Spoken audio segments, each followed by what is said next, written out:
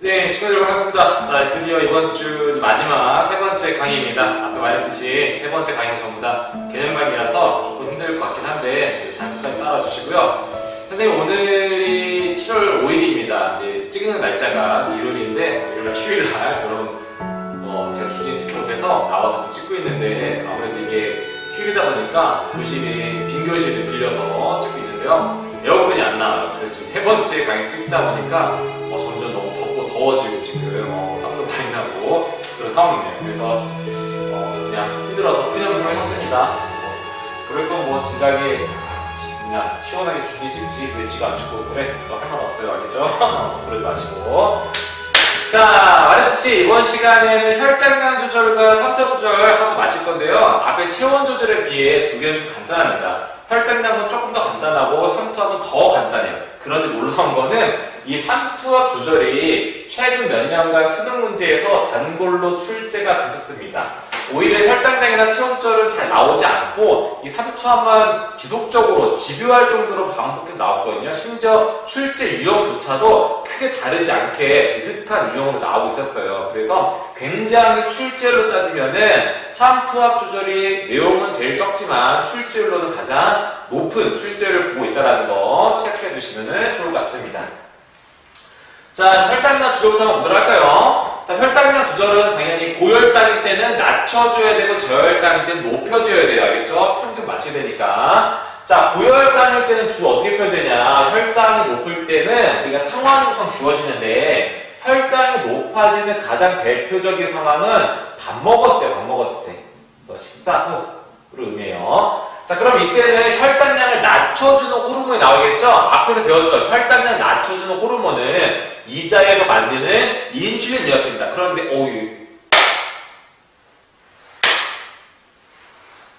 못 잡았습니다.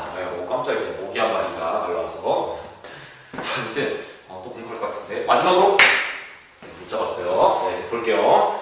자, 근데 그때 이자에서 인슐린 만드는 곳은 이자가 다 만드는 게 아니라 이자의 특정 부위에서 만들었죠? 이자에서 인슐린을 만드는 세포가 뭐였냐면요. 기억하나요? 그쵸? 알파 말고 베타 세포였어요. 이자의 베타 세포에서 인슐린을 만들었습니다.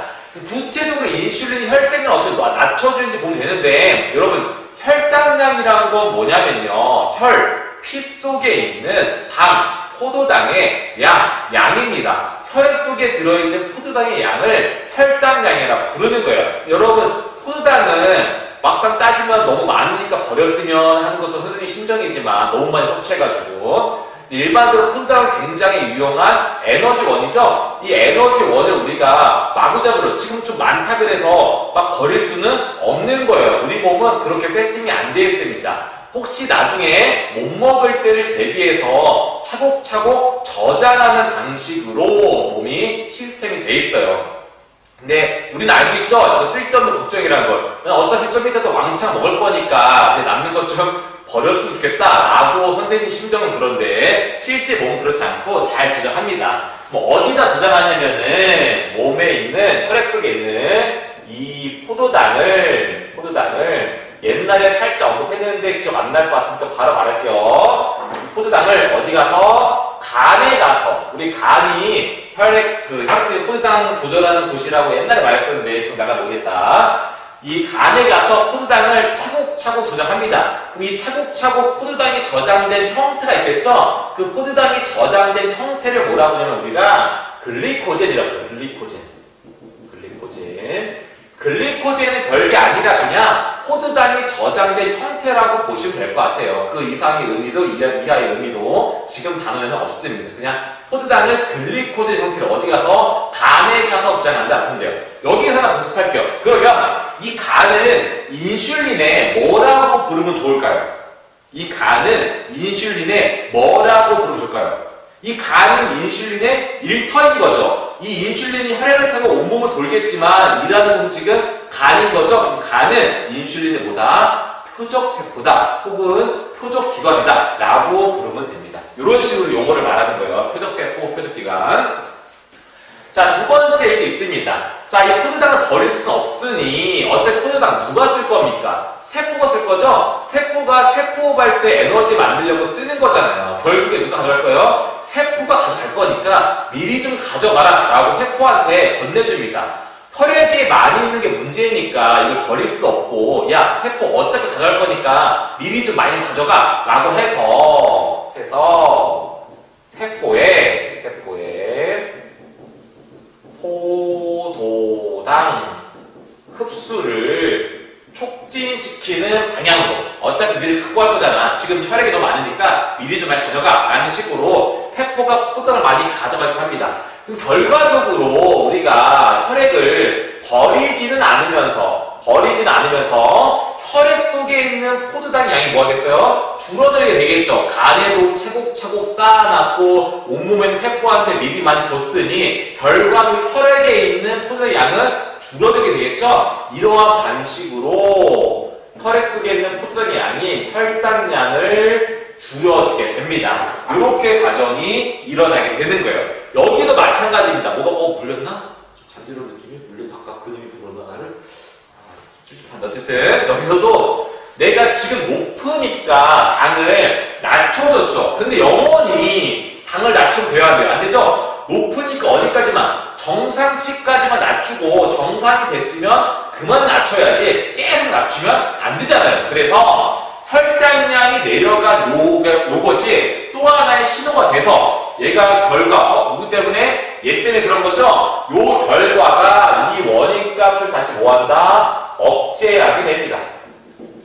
이거를 우리가 뭐라고 부르겠다고요? 결과가 원인을 억제하는 걸 뭐라고 부른다고요? 음성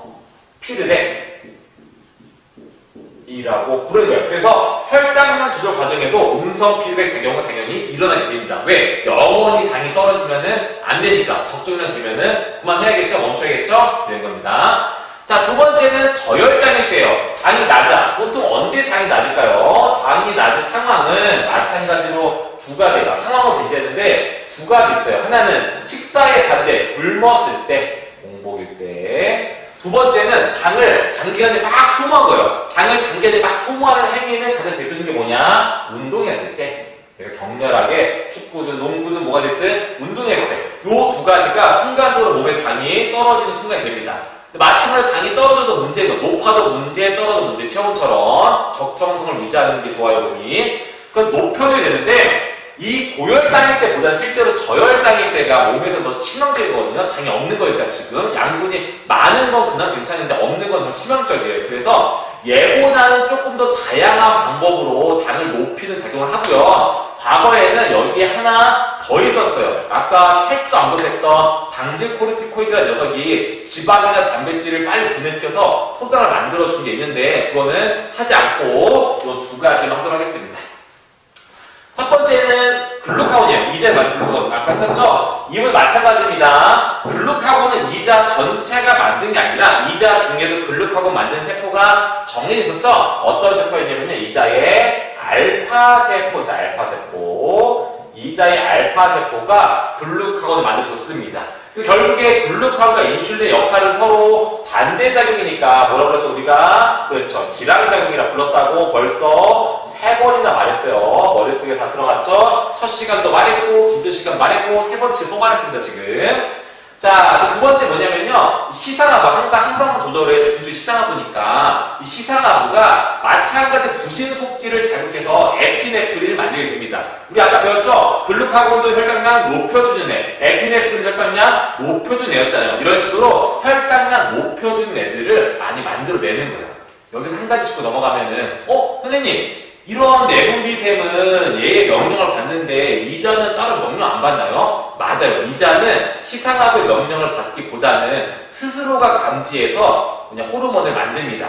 이자가 혈당량 조절에 어떻게 보면 중추거든요. 핵심주거든요. 그러다 보니까 저혈당이나 고혈당을 이자 스스로 감지해서 이렇게 인슐린이 됐든 글루카곤 됐든 만들어내게 됩니다. 희생의 명령을 받기보다는 이렇게 보시면 될 것 같아요. 자, 어쨌든 얘네가 나왔으니 당을 높여야겠죠? 어떻게 높여주냐? 어떻게 높이지? 당을 만드나? 당을 만들 수는 없는데. 자, 근데 뭐가 있었나요? 우리가 미리 대비하면은 굶었을 때 힘들 때 대비한 걸 먹는 것처럼 좀 전에 차곡차곡 쌓아놓은 게 있었죠. 이걸 이제 풀 때가 된 거예요. 마찬가지로 간에 가서 아까 우리가 차곡차곡 쌓아놨던 이 글리코젠을 다시 뭐로? 포도당으로 바꿔주는 겁니다. 어디 가서요? 간에 가서요. 그러니까 미리 잘 쌓아놔야지만 우리가 다시 높일 수도 있는 거예요. 상황은 많이 발생하니까. 근데 실질적으로는 많이 먹으니까 전혀 필요 없죠. 우리는 많이 먹어서. 개인적으로 그래요. 자, 그러면 결과적으로 포도당이 많이 생겼으니 이 포도당에 의해서 혈당량이 다시 뭐한다? 증가된다 이 말이에요. 근데 이때는 세포에 있는 걸 끄집어내지 않습니다. 결과적으로 세포가 필요한 건데 걔네를 끄집어내는 건 의미가 없는 거거든요. 그래서 그걸 끄집어내진 않고 간에 저장했던 거를 다시 포도당으로 바꿔주는 것만 일어난다 보시면 돼요. 자, 똑같습니다. 높였어. 정상 됐어. 낮았는데 높여서 정상이 됐어. 그럼 이거 더 해야 돼요? 그만해야 되죠. 야, 정상에 이제 그만 높여야겠죠? 그래서 이 높여진 게 마찬가지로 나를 만들어준 이 원인작용을 뭐한다? 억제한다. 억제한다, 이거. 정상이 되면 그만하는 거예요. 알겠죠? 이런 식으로 혈당이 조절됩니다. 핵심적인 이자고요. 근데 저혈당이 정말 위급하니까 다양한 방법으로 높여준다는 것만 기억하면 좋을 것 같아요. 에피네프린이 똑같이 해준다는 거. 이렇게 설명을 마치고요. 자, 어떻게 보면 우리 항상성의 하이라이트 주인공은 삼투압이었어요. 왜? 자꾸 수능에 나오니까 이었는데 요거 근데 제일 간단하거든요. 이거 마칠게요. 자, 삼투압의 개념은 늘 헷갈리는 친구들이 있는데 삼투압은 우리 수준에서는 뭐라고 보면 되냐? 몸의 농도에 비례하는 값이다 라고 보시면 돼요. 삼투압의 개념 자체는 여러분들 지금은 굳이 안 물어보냐? 삼투압의 개념을 묻진 않아서 상관없는데 1학년 때 했는데 기억 안 나죠? 살짝 말하면은 예를 들어 우리가 반투과성 막 같은 세포막을 경계로 농도차가 만약에 나면은 이렇게 있는데 예를 들어 얘는 소금물, 얘는 맹물, 증류수 이렇게 나면은 우리 몸은 이렇게 농도차가 나는 거를 견딜 수가 없습니다. 여러분 굳이 볼 수가 없어. 그래서 농도를 맞추려고 해요. 마치 확산이 일어나서 농도가 맞는 것처럼 여기서 농도가 맞으려는 현상이 맞추려는 현상이 발생합니다. 그런데 이 막은 세포막은 특별하게 물은 이동할 수 있는데 소금 같은 입자는 이동을 못 시켜요. 내 소금 더 큰 덩치가 물같이 작게 되면 이동해. 그러면 물이 이동해서 농도를 맞추려면은 물이 어디로 가야 되죠? 물이 지금 요렇게 이동해야지만 농도가 그나마 좀 맞아지게 되겠죠? 그럼 여기는 물이 왔으니까 높아지고 여기는 물이 갔으니까 줄어들 거 아니에요. 그럼 이 물의 높이차만큼 반대 방향으로 뭐가 생기니까 지금 압력이 생겼죠? 요 방향으로 압력을 받을 거 아니에요. 이때 요 반대 요 압력을 삼투압이라 부르는데 요렇게까지 여러분 다룰 필요 없고 결과적으로 뭐냐? 만약에 농도가 지나면 지날수록 물이 더 많이 이동했겠죠? 이 맞추려면은 농도가 높을수록 더 많이 이동할 거 아니에요. 그럼 삼투압이 더 세지겠죠? 우리가 머릿속에 넣어둘 건 뭐냐면은 이 삼투압이라는 값은 몸의 원체의 농도에 비례하는 값이다 정도만 체크하시면 됩니다. 알겠죠? 농도에 비례하는 값이에요. 삼투압은 실제로 그래요. 수식적으로도 그래요. 나중에 생투택하면 배울 거예요. 그때. 자, 그러면은 상황을 볼게요. 자, 몸의 삼투압이 높아졌다. 마찬가지로 어떤 상황이니? 몸의 삼투압이 올라갔다. 무슨 말이죠? 몸의 체액의 농도가 올라갔다. 몸의 체액이 왜 올라가서 농도가 어떤 상황이 많냐? 주로 짠 음식을 먹었을 때. 대놓고 소금 먹은 거야. 짠 음식 먹었을 때. 혹은 수분 손실이 많이 됐을 때. 농도가 올라가는 건 두 가지죠. 소금을 추가하든가 물을 빼든가 두 가지잖아요. 그래서 소금 추가한 거는 짠 음식 먹었을 때, 물 빼는 거는 수분 손실 많이 했을 때. 이 두 가지입니다. 자, 그러면 몸에 삼투압이 올라갔으니 결과적으로 뭐 할 거예요? 삼투압을 다시 낮춰줄 거예요. 그 말은 몸의 농도를 낮춰주는 거예요. 몸의 농도를 낮추는 방법은 두 가지겠죠? 마찬가지로 뭡니까? 소금을 갖다 버리든가 아니면 물을 추가하든가 이거예요. 근데 외부에서 제공할 수 없고 몸 안에서만 하는 거니까 주로 소금을 더 버리는 제공보다는 물을 조절합니다. 물을 어떻게 하냐? 자, 삼투압이 올라가는 거를 시상하부가 체크합니다. 보통 다 시상하부가 중추였죠? 시상하부 체크하고 지금 삼투압이 너무 올라갔는데 이거 안 되겠는데? 그래서 마찬가지로 직접 한다? 안 합니다. 아까 하청 내려야 되는 흑막이니까 직접 안 했죠? 부지속출한테 명령 내렸죠? 마찬가지로 명령을 내립니다. 누구한테? 뇌하수체 이번에는 후엽한테. 뇌하수체 후엽에 나온 호르몬 하나 배웠죠? 뭐 히시 뭐였어? 히응 후엽은 히응 항이뇨 호르몬.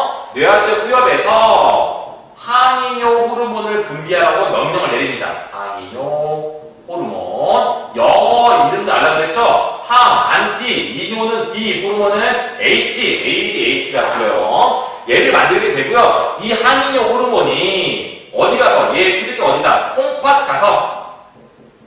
바꿔 말하면 콩팥은 항이뇨 호르몬의 표적기관, 표적세포이다. 보시면 돼요. 여기서 한 역할이 뭐였죠? 오줌으로 버릴 그 물조차도 오줌으로 버릴 물을 다시 뭐한다고? 다시 흡수하는 작용을 뭐한다? 촉진시켜주는 거야.